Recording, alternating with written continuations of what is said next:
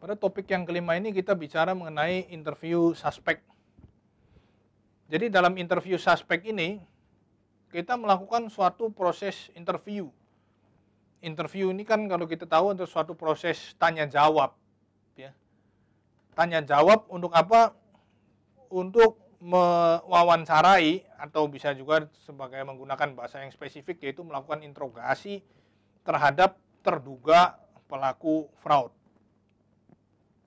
Tujuannya apa? Tujuannya untuk menggali informasi, mendapatkan bukti, dan juga kalau bisa mendapatkan pengakuan dari si terduga pelaku.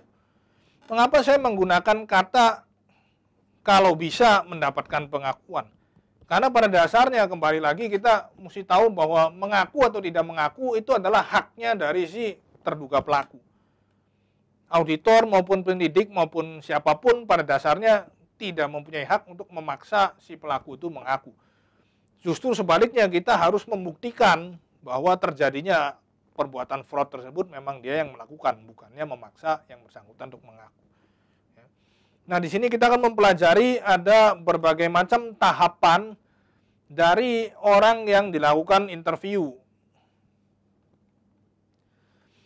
Nah, interview di sini ya, kalau dalam prosesnya misalkan dalam suatu kasus fraud yang berhubungan dengan tindak kriminal atau pidana, maka setelah perkara atau kasus tersebut dilaporkan, setelah dibuat laporan polisi, maka kemudian tahap berikutnya adalah laporan tersebut dilimpahkan kepada penyidik,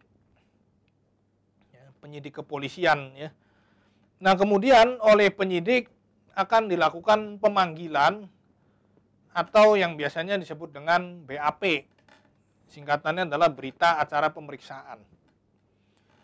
Nah, siapa saja yang dipanggil? Yang dipanggil ini pada dasarnya semua disebut sebagai saksi. Jadi istilahnya semua itu adalah saksi ya. Di awal pada saat proses pemeriksaan itu semuanya adalah saksi. Yang pertama ada saksi pelapor. Saksi pelapor itu berarti adalah orang yang melaporkan kasus tersebut. Bisa auditor, bisa juga tadi whistleblower ya, peniup peluit, atau siapapun yang melihat atau mengetahui ada tindak fraud yang melaporkan tentang perbuatan fraud tersebut. Kedua, ada lagi yang disebut dengan saksi mata. Saksi mata bukan pelapor, tetapi orang yang mengetahui, melihat secara langsung atau mendengar tentang adanya kejadian tersebut. Anda tahu si A terima uang korupsi, Anda sih nggak melaporkan, tapi Anda melihat waktu si A itu transaksi, waktu si A itu dikasih uang, waktu si A itu ngomong-ngomong, dia minta komisi dan sebagainya, Anda lihat. Nah, berarti Anda bisa dipanggil sebagai saksi mata. Yang ketiga itu adalah saksi terlapor. Jadi saksi terlapor ini adalah terduga pelaku fraud, orang yang ada kemungkinan melakukan fraud. Kenapa ada kemungkinan? Karena harus dibuktikan terlebih dahulu. Kita juga tidak bisa langsung menuduh seseorang. Nah, terduga pelaku ini adalah yang dikategorikan sebagai saksi terlapor. Jadi semuanya itu statusnya saksi ya. Tidak langsung seseorang itu statusnya tersangka atau terpidana, tidak ya. Tetapi pada awal proses penyidikan semuanya itu adalah statusnya saksi. Nah, proses pemanggilannya bagaimana untuk interview? Proses pemanggilannya yang dipanggil terlebih dahulu urutannya adalah si saksi terlapor.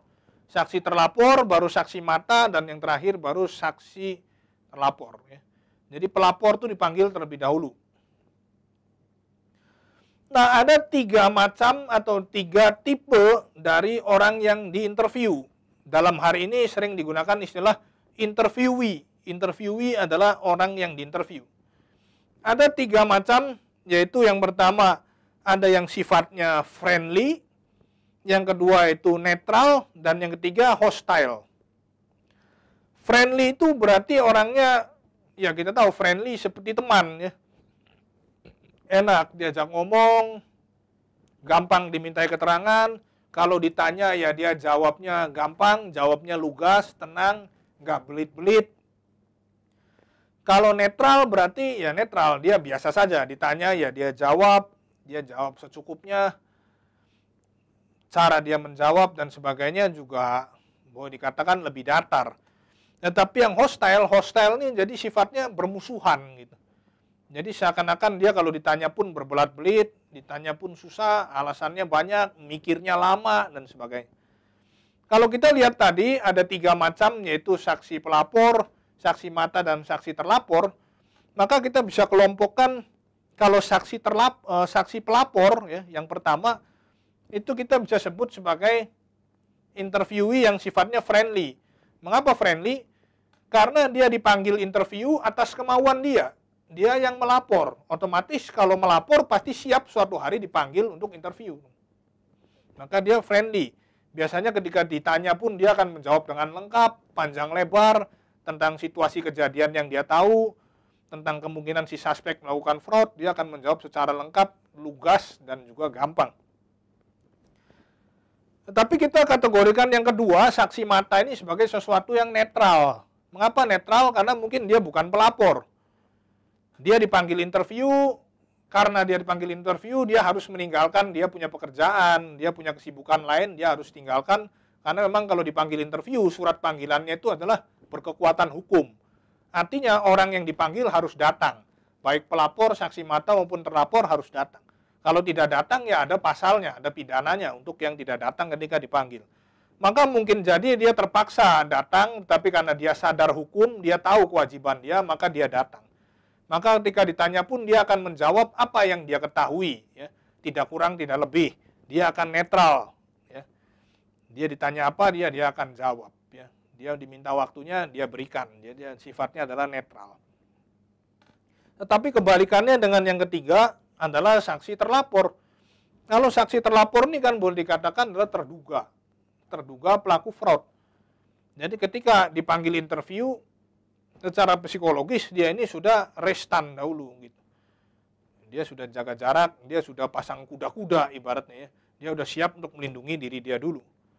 Ada apa ini? Saya mau ditanya apa? Jangan sampai pertanyaannya menjebak, nanti berujung kepada suatu pengakuan. Jangan sampai keceplosan, salah ngomong. Jadi jawabannya pun dia pikir terlebih dahulu. Gitu. Ya. Akan terjadi banyak penyangkalan, mikirnya lama, dan juga bisa jadi jawabannya berbelat-belit. Nah, ini adalah hostile ya. Hostile seringkali terjadi ketika interviewnya adalah si saksi terlapor tadi. Ya. Nah, ada 5 tahapan yang dialami oleh si interviewee, dalam hal ini adalah yang hostile tadi ya, si saksi terlapor. Jadi ada 5 tahapan, ya, secara teorinya ada 5 tahapan yang dia alami. Jadi perubahannya itu ada 5, yaitu yang pertama adalah yang disebut dengan tahap denial atau penyangkalan. Yang kedua ada tahap yang namanya anger atau marah. Yang ketiga ada tahap bargaining atau tawar-menawar. Yang keempat ada tahap rasionalisasi atau suatu pembenaran, dan yang kelima acceptance atau pengakuan. Jadi bisa jadi terjadi kelima tahap ini, meskipun ini kan secara teori ya, kalau dalam prakteknya ya mungkin bisa iya, bisa tidak.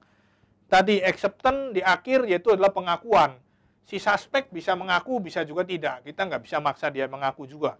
Tetapi pada banyak kasus, banyak juga terjadi yang akhirnya di mana si suspek ini akhirnya mengaku gitu. Oke, kita lihat saja dari kelima tahapan ini. Yang pertama ada tahap namanya denial. Denial ini adalah penyangkalan. Tadi kita ingat kalau interviewee-nya ini adalah yang sifatnya hostile, maka ketika ditanya dia akan cenderung untuk menyangkal. Apakah Anda ada pada hari dan jam berikut di ruang penyimpanan kas atau di ruang penyimpanan persediaan? Oh, tidak ada, Pak. Saya tidak ada. Pada hari dan jam tersebut saya tidak masuk kerja misalkan. Saya sama sekali tidak ada di kejadian tersebut, saya sama sekali tidak mengetahui hal tersebut. Jadi yang ada adalah penyangkalan gitu. Ketika ditanya, maka banyak jawabannya tersebut adalah menyangkal ya. Misalkan tidak, ya, saya tidak mengetahui gitu. Apakah Anda mengetahui adanya inventory berupa apa yang disimpan di mana? Saya tidak mengetahui gitu. Jadi banyak jawabannya itu adalah penyangkalan. Apakah Anda mencuri uang kas atau mencuri inventory? Tidak, saya sama sekali tidak melakukan hal tersebut. Jadi ada penyangkalan. Kemudian tahap yang kedua adalah tahap anger. Anger berarti kan marah. Mengapa marah? Karena seringkali si suspek ini dia pura-pura marah atau dia sengaja menunjukkan marah supaya kelihatan penyangkalannya itu supaya kesannya benar gitu, menutupi kebohongan dia dengan marah gitu. Bapak atau Ibu seenaknya saja menuduh saya seperti itu. Bapak atau Ibu kok berani-beraninya bertanya kepada saya seperti itu. Saya ini sama sekali tidak bersalah, saya sama sekali tidak mengetahui hal tersebut. Saya inosen. Nah, itu berarti adalah marah gitu. Jadi dia marah untuk menutupi kebohongan gitu. Tetapi tahap yang ketiga adalah bargaining. Apa ini bargaining? Ketika dia atau si terduga pelaku ini dicecar dengan pertanyaan lebih lanjut dan lama-lama dia menjadi terdesak, ya. Oke, Anda bilang Anda tidak melakukan, tetapi saya punya saksi-saksi, saya punya bukti, saya punya rekaman yang memperlihatkan bahwa Anda memang melakukan. Gitu. Sehingga akhirnya si terduga pelaku ini dalam posisi yang dia terjepit. Ya. Kalau main catur itu ibaratnya skakmat, gitu, nggak bisa kemana-mana lagi misalkan. Nah, pada tahap seperti ini, ada yang ketiga yaitu bargaining. Bargaining ya, tawar-menawar. Nah, jadi tawar-menawar ini seperti ini, misalkan si penyidik dia akan bilang, sudahlah Bapak atau Ibu, kalau Bapak atau Ibu mengaku, nanti berarti kan Anda bisa dikategorikan sebagai kooperatif. Kalau Anda kooperatif, nanti dalam proses persidangan bisa jadi akan mendapat keringanan hukuman dan sebagainya. Jadi terjadi tawar-menawar. Tujuannya apa dari tawar-menawar ini? Untuk menggugah poin yang keempat, yaitu rasionalisasi. Untuk membuka pemahaman dari si terduga pelaku. Si terduga pelaku kan akan berpikir, oh oke, kalau saya kooperatif, berarti kalau saya mengaku, nanti saya bisa dapat pengurangan hukuman. Saya bisa mendapat sesuatu yang lebih baik dari kondisi yang saat ini. Saya akan diperlakukan lebih baik. Nah, dari adanya rasionalisasi tersebut, akhirnya dapat menghasilkan poin yang kelima, yaitu acceptance. Di mana ada pengakuan dari si terduga pelaku dengan harapan untuk mendapatkan sesuatu yang dia dapat dari poin yang ketiga, yaitu bargaining tadi ya. Oke, akhirnya dia mengakui bahwa memang dia melakukan hal tersebut dan dia menjadi kooperatif dengan harapan nanti di persidangan juga akan dapat keringanan hukuman. Dan memang biasanya juga seperti itu ya. Yang kooperatif biasa juga akan diperlakukan dengan berbeda gitu. Oke, itu tadi materi kita pada video yang kelima, yaitu tentang interview suspek. Terima kasih dan semoga bermanfaat.